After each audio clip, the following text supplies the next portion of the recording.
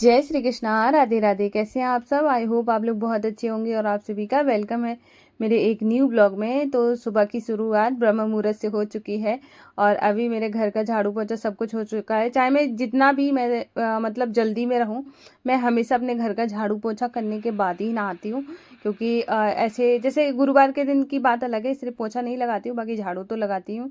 तो सिर्फ पापा वाला रूम रह जाता है, बाकी पूरे घर में झाड़ू पोछा करने के बाद नहा लिया है।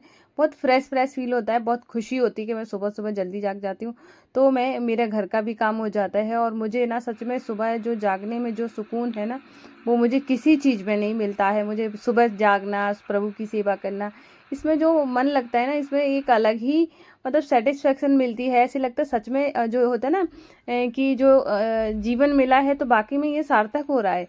तो इंसान का जीवन बहुत मुश्किल से मिलता है, तो बस उसी के लिए मैं हमेशा ही भगवान जी को थैंक यू बोलती हूँ। तो आज का जैसे कि अभी मैंने मतलब माधु वासु को भी स्नान करा लिया था, तो अभी माधु वासु और लड्डू और शायद कान्हा नाम है, कान्हा, हाँ शायद, तो लड्डू और कान्हा सबका श्रृंगार कर दिया था। आज मैंने सबको ब्लू पोशाक धारण कराई है, और तो सबके पास थी ब्लू, तो मैंने सभी को ब्लू पहना दिया था। और उसके बाद उनका अच्छे से मैंने श्रृंगार करने के बाद है ना भोले बाबा पे जल चढ़ाया, और उसके बाद अभी मैं इनका पास से श्रृंगार दिखाऊंगी। सुबह में थोड़ा सा ज़्यादा टाइम अभी लग जाता है, क्योंकि अभी मेरे पास है ना 4 लड्डू गोपाल जी हैं, 4।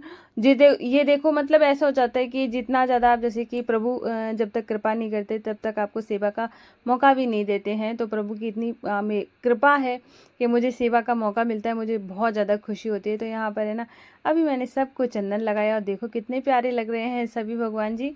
और तो यहाँ पर और अभी है ना मैं जैसे कि चारों लोगों को एक ही चौकी पर बिठाती हूँ, तो मैं सोच रही हूँ कि कल मतलब आज तो मैं बहुत ज़्यादा बिजी होने वाली हूँ, तो मैंने सोचा कि कल मैं अच्छे से एक और चौकी लगा के इनको अच्छे से बिठाऊंगी, क्योंकि चारों लोग एक पे बैठते हैं तो थोड़ा सा ज़्यादा मतलब पास पास हो जाते हैं। तो मैंने सोचा इतना आराम से बैठे, गर्मी बहुत ज़्यादा है। तो अभी आज तो मेरे पास नहीं है टाइम मंदिर को अच्छे से क्लीन करने का, तो मैं कल करूँगी।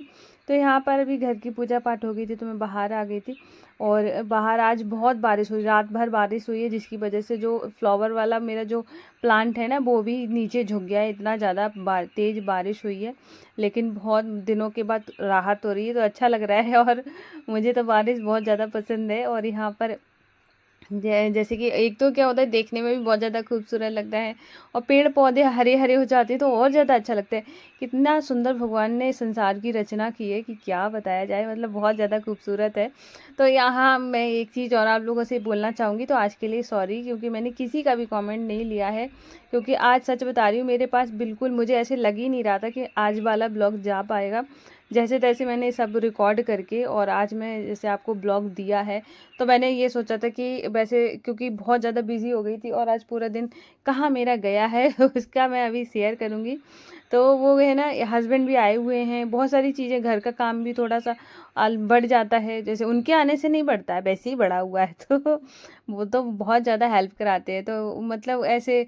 और आज मुझे कुछ एक चीज़ बहुत ज़्यादा स्पेशल थी जो कि लेने जानी थी, बहुत टाइम से हम लोग सोच रहे थे, लेकिन आज हम लेने जाएंगे फाइनली। तो इसकी वजह से थोड़ा सा आज मार्केट में बहुत ज़्यादा टाइम लग गया था। और तो क्या होता है, जब तक है ना भगवान कुछ चाहते नहीं हैं कि आप कुछ मतलब जब तक उनकी कृपा नहीं होती, मुझे ऐसे लगता है, मतलब मैं अपनी यही मानती हूँ कि मेरे पास जीवन में जो चीज़ें आई हैं सिर्फ है ना प्रभु की कृपा से मिल रही हैं। तो मैं हमेशा यही चाहती हूँ, चाहे मेरे पास छोटी सी चीज़ आए, चाहे मैं सपोज़ करूँ मैं कोई अगर 100 रुपये की चीज़ भी मुझे लेनी है और वो मैंने ले ली है, तो मैं बहुत ज़्यादा अपने आप को ये भाग्यशाली मानती हूँ कि ये मेरे पास है। ठीक है, छोटी छोटी चीज़ें जब आप है ना उनमें खुशियाँ जताते हो ना, तो भगवान और देता है। और क्योंकि ना कि इसको दो, ये खुश होता है, इसको देना चाहिए। तो इसीलिए जब भी आपके पास कोई चीज़ आए, छोटी आए बड़ी आए, तो उसको ना एक अंदर से इतना ज़्यादा खुश हो कि ऐसे लगे कि नहीं, भगवान आपने बहुत दिया है, भगवान आप जो दे रहे हो उसके लिए बहुत बहुत धन्यवाद।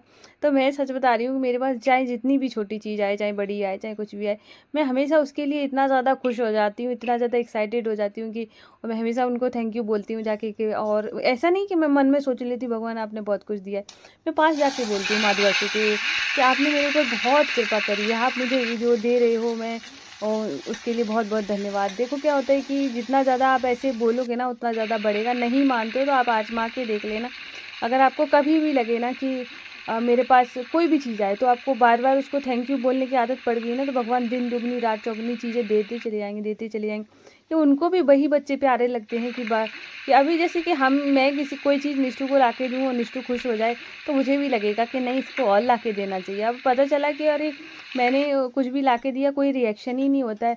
जैसे हम ही खाना वगैरह बनाते हैं और अगर हम कोई खाना देते हैं किसी को और वो खाना खाने के बाद ये कह देता है कि बहुत बढ़िया बना था, तो नेक्स्ट टाइम हम लोग सोचते हैं ना कि चलो और अच्छा बनाया जाए, और चीज़ें बनाई जाए। लेकिन वहीं पे अगर कोई ये कह देना कि ये क्या बना दिया है, तो नेक्स्ट टाइम हम सोचेंगे अरे इसको है ना तो कुछ समझ ही नहीं आता, तो जो बनता है वही दो, कोई अलग से बनाने की ज़रूरत नहीं है। क्योंकि जब सामने वाला खुश ही नहीं हो रहा है तो मतलब क्या देने का ज़रूरत है। इसीलिए मैं कहती हूँ कि जब भी कुछ मिले जीवन में तो उसका थैंक यू ज़रूर बोलो। और तो यहाँ पर है ना, आज मैंने बनाई थी कद्दू की सब्ज़ी, साथ में पूड़ी बनाई, गर्मा गर्म पूड़ी और कद्दू की सब्ज़ी। तो अभी मेरा यहाँ पे भोग तैयार हो गया था, तो मैंने अभी माधव बसु को प्रेम भाव से मैं भोग लगा दूँगी। तो यहाँ पर ये देखो बैठे हुए हैं मेरे सभी लाला, और प्रेम भाव से मैं भोग लगाऊंगी। और सुबह सुबह जब मैं भोग लगा लेती हूँ तो मुझे इतना ज़्यादा खुशी होती है, बहुत खुशी होती है। और यहाँ पे मैंने निष्ठू का भी लंच रेडी कर दिया है। निष्ठू को कद्दू पूड़ी बहुत पसंद आई, और कभी कभी जैसे पूड़ियाँ बनाती हूँ तो ज़्यादा अच्छी लगती है, जैसे वैसे तो ज़्यादा किसी को पसंद है नहीं। और उसके बाद फिर मैं यहाँ पे पीछे मतलब छोड़ने जाती हूँ, तो हल्की हल्की बारिश हो रही थी, बोली मैं अम्ब्रेला लेकर जाऊँगी, तो मैंने कहा ठीक है लेके चलो। तो बस मैं क्या करती हूँ, यहाँ से लेके जाती हूँ, आज थोड़ी सी कम बारिश थी, नहीं तो कृष्णा भी लेके जाता है, फिर मैं वापस अम्ब्रेला ले आती हूँ, मतलब वहीं तक उन लोगों को छोड़ देती हूँ बस तक।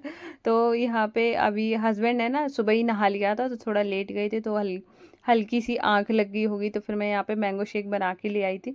और माधवासू को भी देकर आ गई हूँ, क्योंकि उनको बिना दिए तो कुछ खा पी नहीं सकती हूँ, मतलब ऐसे बिल्कुल टेस्ट ही नहीं आता। अगर कोई चीज़ ऐसी भी आ जाए ना कि जो उनको खिलाने लायक नहीं होती है, फिर मैं ऐसे सोचती हूँ कि मन में ऐसे आने लगता है कि अरे ये अच्छा तो है लेकिन माधवासू नहीं खा पाएगा। और अगर कोई पता है कि मेरे घर कोई आता है, कोई ऐसी चीज़ लेकर आ जाता है, जैसे कि कोई आया और वो जैसे बाहर की जैसे पिज़्ज़ा मोमोज वगैरह कुछ लेके आ गया, मुझे इतनी ज़्यादा खुशी नहीं होती। और मुझे इतना, जब वो कोई फ्रूट्स वगैरह लेके आ जाए या मिठाई लेके आ जाए, मुझे इतनी ज़्यादा खुशी होती है कि अरे ये तो फिर माधवासू भी खाएंगे, तो ऐसा हो जाता है। तो अभी मैंने हस्बैंड को उठा के और यहाँ पे मैंगो शेक दे दिया और हम लोगों ने यहाँ पे पिया। और ज़्यादा टाइम तक ये रुक नहीं पाते हैं क्योंकि काम ही इतना ज़्यादा रहता है, पर हाँ तो 2-4 दिन में चक्कर लगा जाते हैं। तो बस आज आज का टाइम था इनके पास, क्योंकि कल ये फिर चले जाएंगे। तो फिर उसके बाद है ना, मैंने बाहर का देखा तो बाहर फिर से बारिश शुरू हो गई थी। और ये देखो मुझे ये केले का पेड़ ही दिखता है।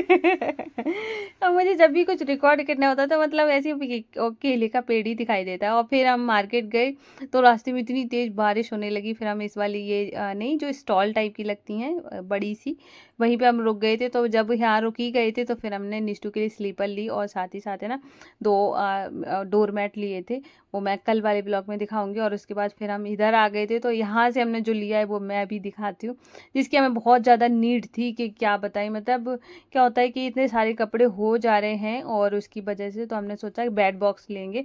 तो ये हमने बेड बॉक्स लिया है, और इतनी ज़्यादा मुझे खुशी हो रही थी क्योंकि मुझे इतने दिन से मुझे लेना था और आज फाइनली ले ही लिया है। तो बस घर आते ही सबसे पहले, क्योंकि रात बहुत ज़्यादा हो गई थी, 7:30 के बाद की बात है ये, और फिर मैंने सोचा कि आरती का टाइम हो गया है, और क्योंकि मार्केट में इतना ज़्यादा टाइम लग गया, तो बस आते ही मैंने यहाँ पे आरती करी, क्योंकि मुझे अभी खाना भी बनाना है और बहुत सारे काम भी बढ़ गया है। मतलब बाकी चीज़ें तो ये मैनेज कर रहे हैं, लेकिन खाना वगैरह बनाओ ना तो टाइम तो लग ही जाएगा। तो अब वैसे भी मैंने इसमें दाल चावल सब्जी रोटी सब रात को बनाई थी, क्योंकि मुझे ऐसे लगता है कि ये रहते नहीं है, फिर जब रह रहे हैं तो कम से कम 1-2 दिन के लिए तो ठीक ठाक सा खाना तो बना ही दूँ।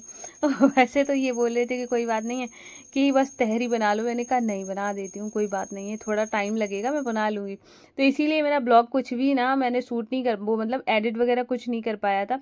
तो मैंने इसी वजह से आपको बोला था कि मैंने आंसर नहीं कर पाई हूँ, उसके लिए सॉरी।